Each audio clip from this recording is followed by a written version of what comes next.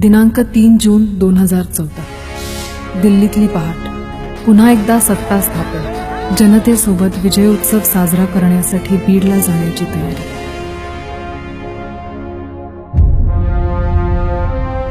आपला माणूस, आपला नेता पुन्हा एकदा आपल्यासाठी संघर्ष करणार. पण दूरपर्यंतचा प्रवास सुरू होण्यापूर्वीच नियतीने घात केला. आई बाबांचा मोठा अपघात झालाय. माझ्यावर प्रेम करणाऱ्या महाराष्ट्राच्या कानाकोपऱ्यातून आलेल्या बंधू आणि भगिनींना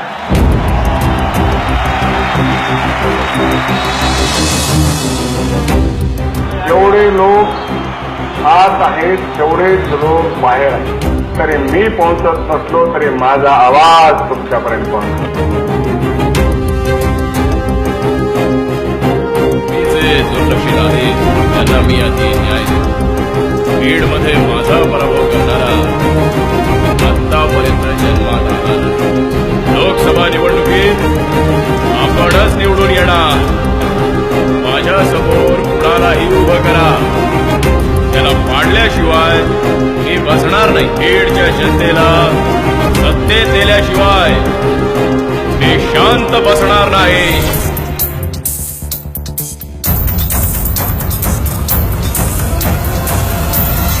तुम्ही शब्द फार तोडता साहेब.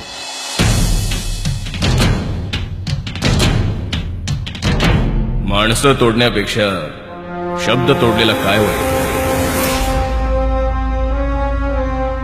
मी कधीच वेळेवर येत नाही.